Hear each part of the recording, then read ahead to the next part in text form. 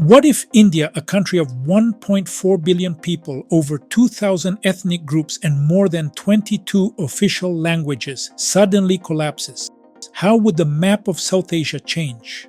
Would new nations rise from the ruins of the Indian Union? This is not just wild speculation. India has experienced fragmentation before, during the 1947 partition and in various regional insurgencies and separatist movements since.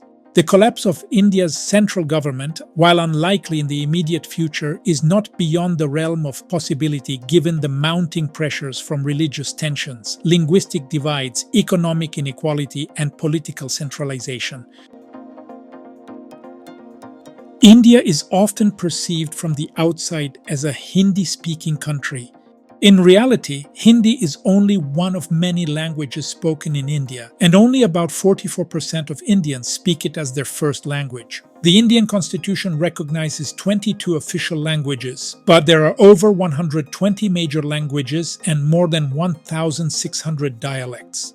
Language is not just a means of communication in India, it is a marker of identity, culture, and political power. The failure of a central authority would most likely intensify linguistic nationalism. India is not just divided by identity, but by wealth. States like Maharashtra, Gujarat, Tamil Nadu, and Karnataka generate a large portion of India's GDP and tax revenue. In contrast, Bihar, Uttar Pradesh, and Jharkhand are economically underdeveloped but house a massive population.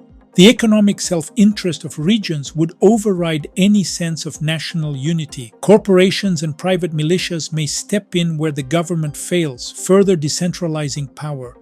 If India were to collapse, the most probable outcome would be the emergence of multiple successor states, formed along cultural, linguistic, and economic lines. Let's explore what these potential states might look like.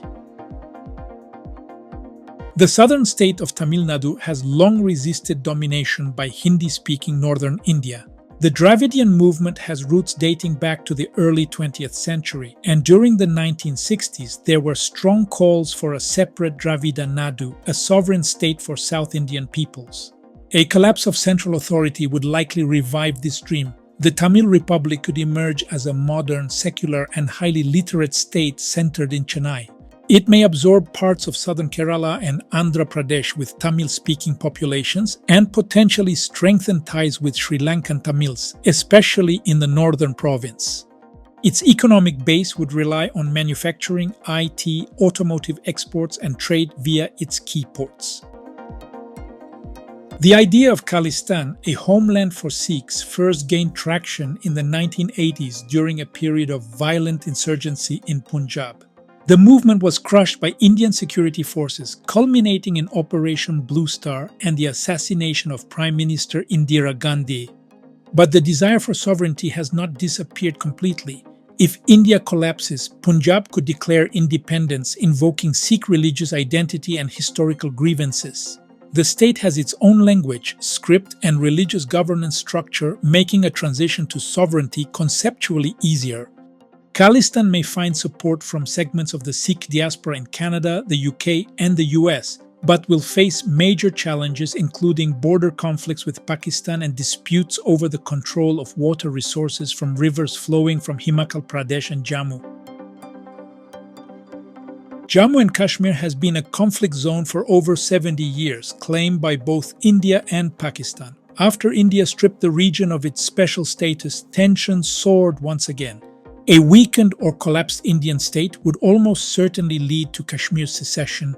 A likely outcome is the emergence of a Sunni Muslim majority state centered in the Kashmir Valley. It may either align with Pakistan or declare independence entirely, depending on the political balance at the time.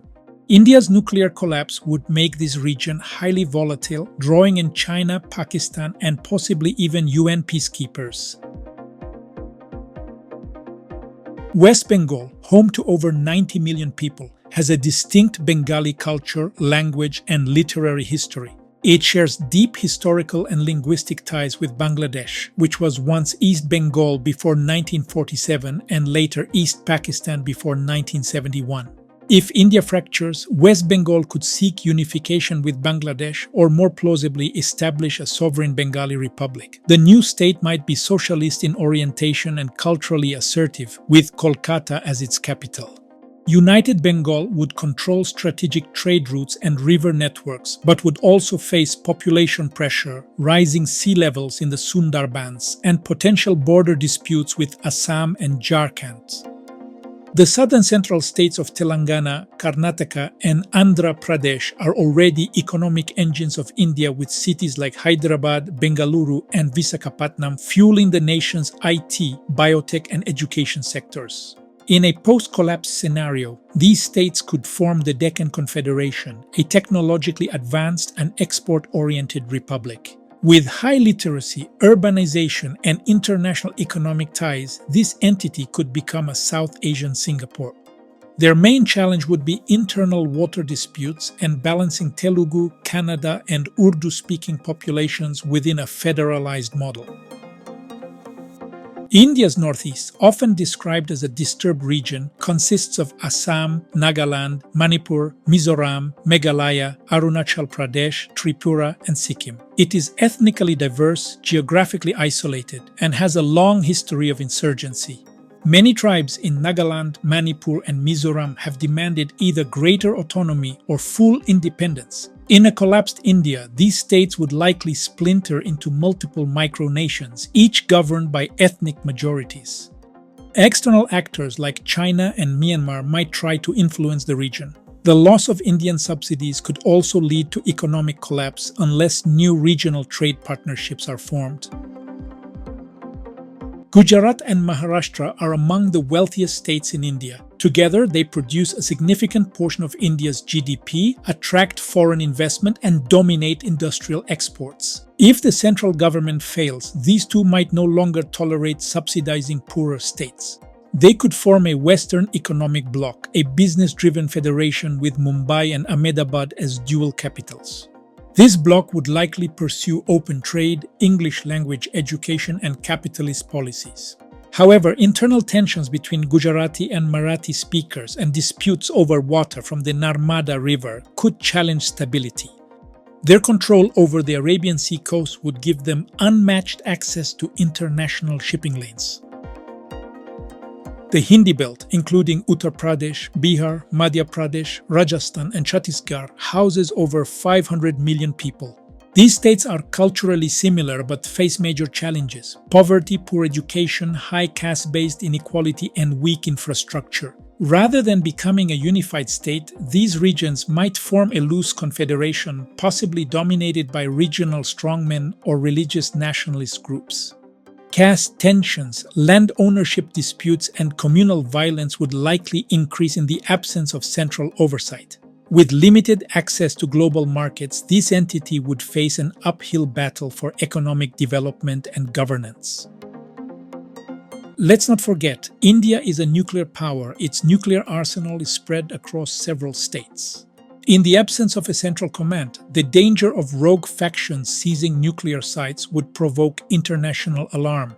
Nations like China, Pakistan, and the United States would likely intervene militarily or diplomatically to secure these assets. The Indian Ocean, Himalayas, and regional waterways would become zones of contestation between new states and outside powers. India's collapse would also send economic shockwaves across Asia and the world. Supply chains would be disrupted. Refugee flows into Nepal, Bhutan, Sri Lanka, and Bangladesh would skyrocket. The scenario of India's collapse is both dramatic and disturbing.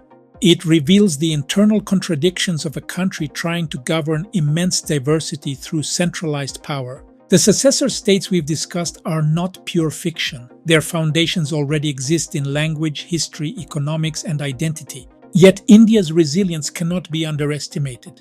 Its federal system, democratic traditions, and institutional frameworks have endured decades of stress. The challenge is not whether India will collapse, but whether it can evolve fast enough to decentralize, empower its regions, and embrace diversity as a strength, not a threat.